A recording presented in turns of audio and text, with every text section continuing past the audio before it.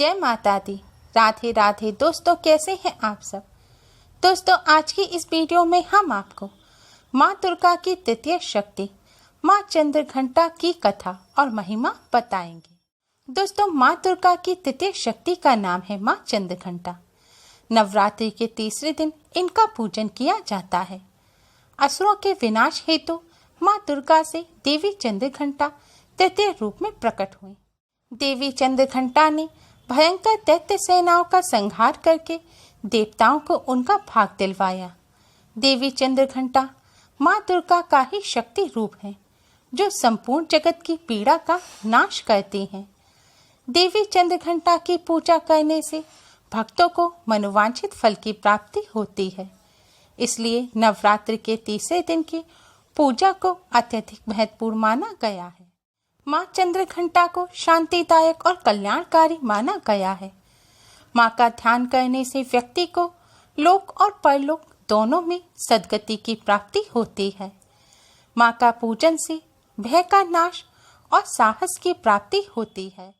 माँ चंद्रघंटा की कृपा से साधक के समस्त पाप और बाधाएं खत्म हो जाती हैं। इनकी आराधना फलदायी है। माना जाता है कि माँ चंद्रघंटा भक्तों के कष्ट का निवारण शीघ्र ही कर देते हैं। माँ चंद्रघंटा की आराधना से साधक में वीरता, निर्भयता के साथ साथ सौम्यता एवं विनम्रता का भी विकास होता है। साथ ही स्वर में दिव्य अलौकिक माधुर्य का समावेश हो जाता है। माँ चंद्रघंटा के साधक और उपासक जहाँ भी जाते हैं, लोग उन्हें देखकर शांति और सुख का अनुभव करते हैं। माँ चंद्रघंटा की आराधना विधि विधान के अनुसार करने से साधक समस्त सांसारिक कष्टों से विमुख होकर सहज ही परम पद के अधिकारी बन सकते हैं। माँ चंद्रघंटा की कृपा से व्यक्ति की सारी बाधाएं हट जाती हैं। माँ चंद्रघंटा आसुरी शक्तियों से रक्षा करती हैं। माँ चंद्रघंटा की पूजा करने वाले भक्तों को भूत प्रेत व्याधा कभी भी नहीं सताती। माँ चंद्रघंटा की आराधना करने वालों का अहंकार भी नष्ट हो जाता है।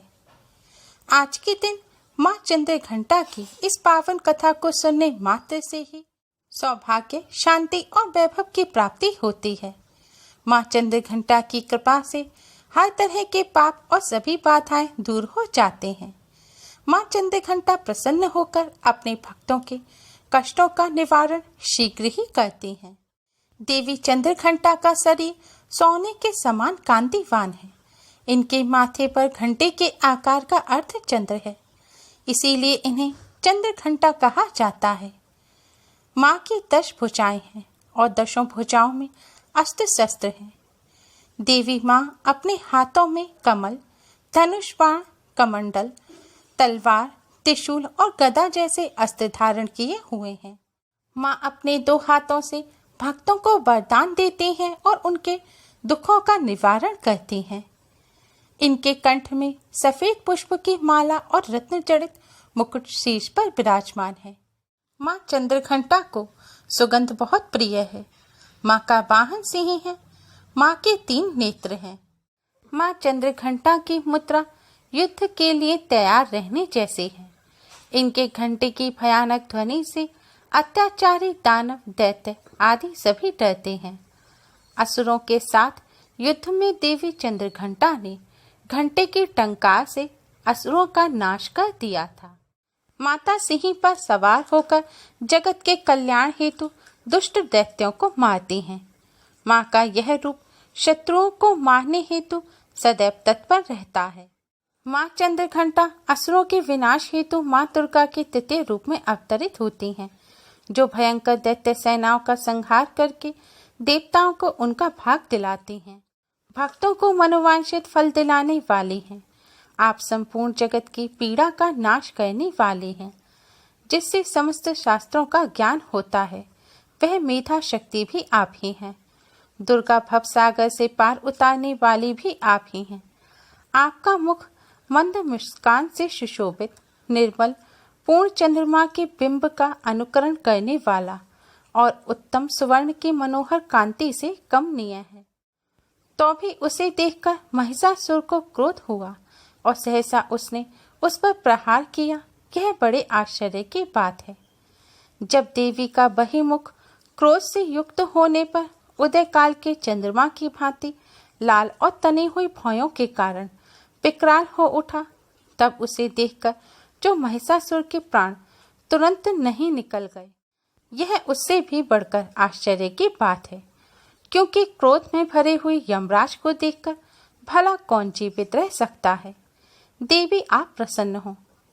परमात्मा स्वरूपा, आपके प्रसन्न होने पर जगत का अभ्युदय होता है और क्रोध में भर जाने पर आप तत्काल ही कितने कुलों का सर्वनाश कर डालती हैं। यह बात अभी अनुभव में आई है, क्योंकि महिषासुर की यह विशाल सेना क्षण भर में आपके कोप से नष्ट हो गई। सदा अभ्युदय प्रदान करने वाली आप जिन पर प्रसन्न रहती हैं, वे ही देश में सम्मानित हैं। उन्हीं को धन और यश की प्राप्ति होती है।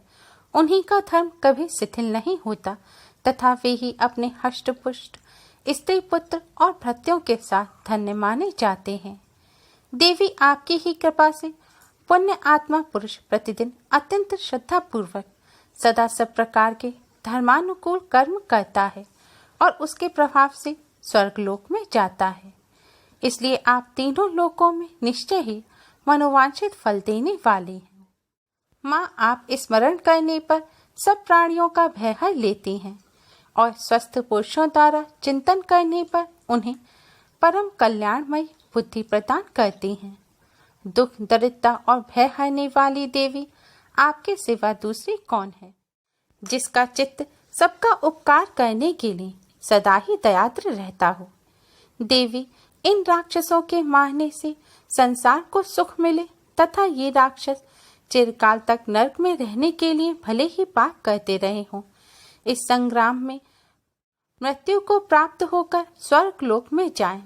निश्चय ही यही सोचकर आप शत्रुओं का वध करती हैं। आपने शत्रुओं का नाश करके इस समस्त त्रिलोकी की रक्षा की है। आपको हमारा नमस्कार है। देवी, आप शूल से हमारी रक्षा करें। अंबिके, आप खड़ग से भी हमारी रक्षा करें तथा घंटा की ध्वनि और धनुष की टंकार से भी हम लोगों की रक्षा करें।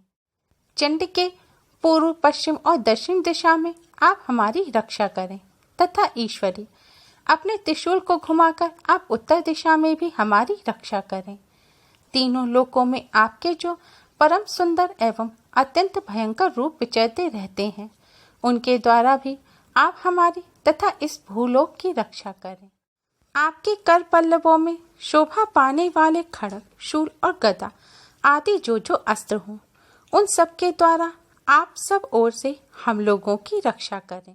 देवता बोले, देवी, आपने हमारे शत्रु महिषासुर को मारकर हमारी सभी इच्छाएं पूरी कर दी हैं। इतने पर भी यदि आप हमें और वर देना चाहती हैं, तो हम जब जब आपका स्मरण करें तब तब आप दर्शन देकर हम लोगों के महान संकट दूर कर दिया करें तथा प्रसन्न मुख वाली अंबिके, जो मनुष्य आपकी इस कथा को पढ़े या सुने, आप उसे वित्त, समृद्धि और वैभव देने के साथ ही उसकी धन और स्त्री आदि संपत्ति को भी बढ़ाने के लिए सदा हम पर प्रसन्न रहें। तब देवी चंद्रघंटा तथास्तु कहकर अंतर्ध्यान हो गई। कहते हैं कि देवी चंद्रघंटा ने राक्षस समूह का संहार करने के लिए जैसे ही धनुष की टंकार को धरा व गगन में गुंजा दिया, वैसे ही माँ के वाहन सिंह ने भी दहाड़ना आरंभ कर दिया। माता ने फिर घंटे के शब्द से उस ध्वनि को और बढ़ा दिया, जिससे धनुष की टंकार, सिंह की दहाड़ और घंटे की ध्वनि से संपूर्ण दिशाएं गूंज उठी। उस भयंकर शब्द व अपने प्रताप से वह दैत्य समूहों का संहार कर विजयी हुई। माँ चंद्रघंटा का पूजन करते समय घंटा अवश्य ही बजाना चाहिए। आज के दिन माँ चंद्रघंटा की कथा सुनने मात्र से ही माँ चंद्रघंटा की कृपा से हर तरह के पाप और सभी बाधाएं दूर हो जाती हैं। माँ अपने भक्तों के कष्टों का शीघ्र ही निवारण करती हैं। माँ अपने भक्तों की आसुरी शक्तियों से रक्षा करती हैं। माँ अपने भक्तों को सौभाग्य, शांति और वैभव प्रदान करती हैं। माँ चंद्रघंटा का पूजन करते समय सुगंधित धूप बत्ती, सुगंधित पुष्प, आदि का इस्तेमाल अवश्य ही करना चाहिए। माँ चंद्रघंटा के इस मंत्र या देवी सर्वभूतेषु माँ चंद्रघंटा रूपेण संस्थिता नमस्तस्यै नमस्तस्यै नमस्तस्यै नमो नमः, इस मंत्र का यथाशक्ति जाप करना चाहिए।